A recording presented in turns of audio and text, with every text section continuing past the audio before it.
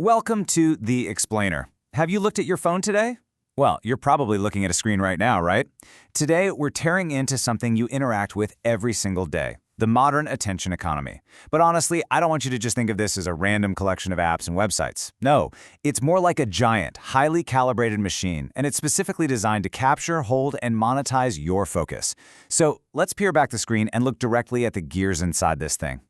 Okay, let's jump right in with a question for you. Who is really calling the shots when you pick up your phone? It's super easy to feel like you're the one deciding what to watch, who to follow, and how long you're going to scroll. But are you actually in the driver's seat, or are there invisible, brilliantly engineered systems just quietly steering your behavior behind the scenes? Let's look at the science of how this actually works. You know that old saying that it takes 21 days to form a habit? Yeah, totally a myth.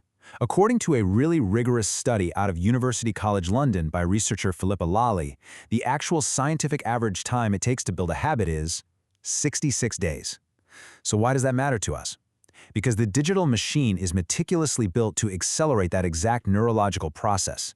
It essentially wants to compress those 66 days by serving you rapid-fire, emotionally resonant content that wires those habit pathways in your brain faster than ever before.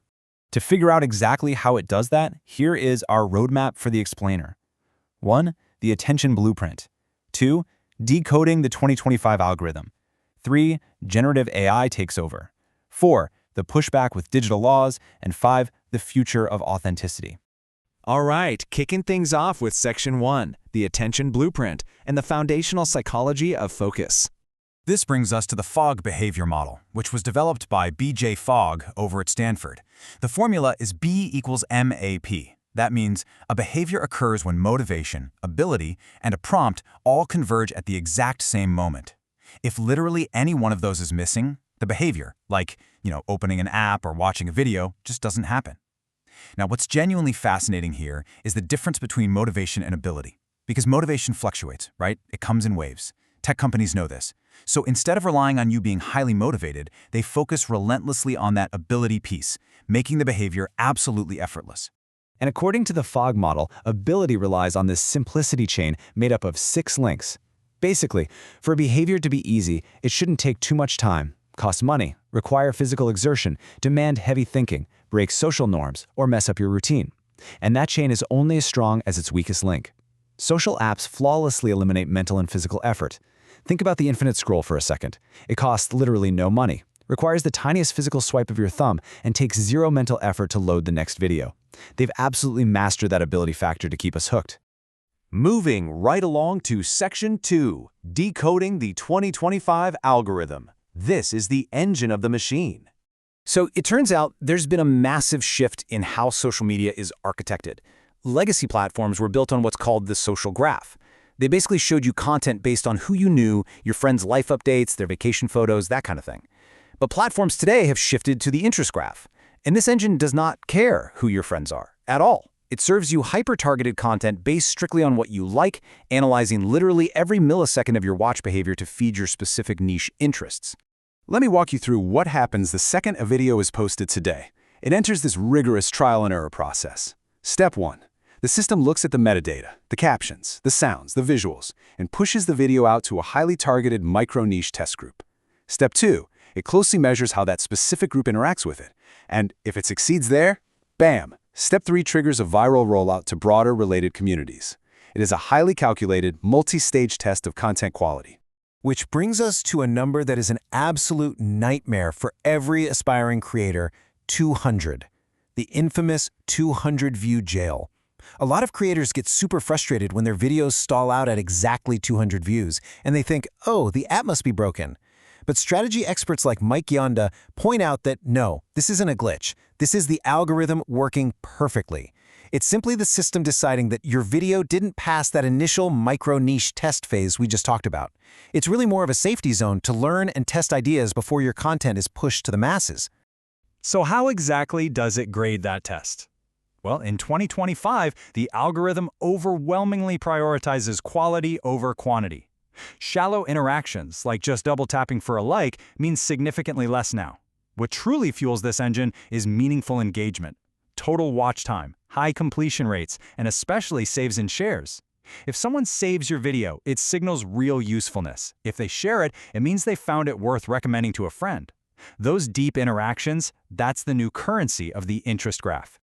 All right, let's jump to Section 3. Generative AI takes over. We are talking about the new synthetic fuel in the machine.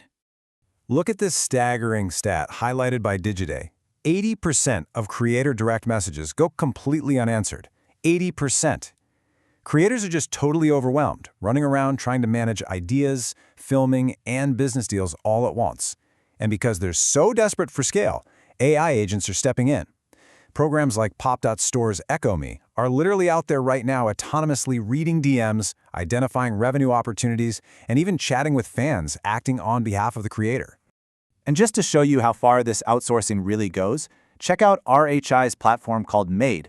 It essentially lets creators subscribe to a synthetic creative team. You can hire Milo, an AI creative director, Remy, an AI producer, and Zara, an AI community manager. Guys, we are watching creators quite literally outsource their entire workflow to artificial software.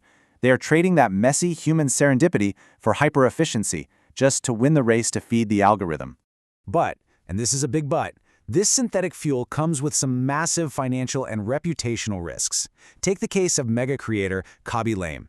He reportedly signed a deal worth up to $975 million with a Hong Kong printing firm just for the rights to his AI-generated twin. Sounds great, right? Well, reports indicate that the printing firm's stock subsequently collapsed by 90%. Major brokerages restricted trading, and the whole deal unraveled. It is a stark reminder that AI isn't just some foolproof magic button for scaling human attention. That brings us to Section 4, the pushback, digital laws, and how governments are trying to hit the brakes. Enter the EU's Digital Services Act, or the DSA. This act actually introduces concrete legal rights to empower you, the everyday user, against this machine. It legally bans dark patterns, those sneaky design tricks that manipulate you into clicking something. It mandates full ad transparency, so no more targeted ads based on sensitive data. It demands enhanced protections for minors. And maybe the biggest game changer, it legally allows users to opt out of personalized algorithmic feeds entirely. It basically forces platforms to offer chronological options that aren't hyper-optimized for addiction. And the DSA enforces all of this using a very specific threshold, 45 million. If a platform has more than 45 million monthly active users in the EU, boom, it is legally classified as a very large online platform. These tech giants bear the heaviest regulatory burden of all. They literally have to proactively analyze and prove to the government that their algorithms aren't amplifying systemic risks, things like spreading illegal content, threatening public health, or tanking users' mental well-being. Finally, we've arrived at Section 5, the future of authenticity, humanity versus the machine. We are really starting to see what industry experts are calling the uncanny contrast. Because as our feeds just flood with AI-generated videos, synthetic strips, and avatars, audiences are developing a sixth sense for it. We can intuitively feel when AI is being used to replace human creativity instead of just supporting it. You know that feeling. We notice the generic composition, the total lack of a real point of view, the absence of taste.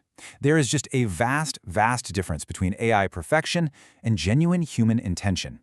Which leads perfectly into this thought from Octavio Moran, a creative executive over at Dentsu. He says, the question isn't really whether AI content is detectable, it's whether there's someone behind it worth listening to.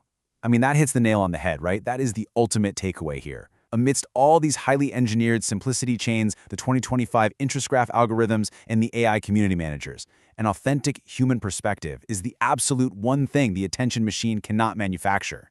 And that leaves us with a final, provocative thought for you to consider the very next time you open up an app. In an increasingly automated digital world, a world driven by systems explicitly designed to harvest your attention, is your humanity, your unique taste, your genuine connection, your conscious choice to scroll or just put the phone down. Is that actually your biggest advantage? Thank you so much for joining us for this explainer, and we'll see you next time.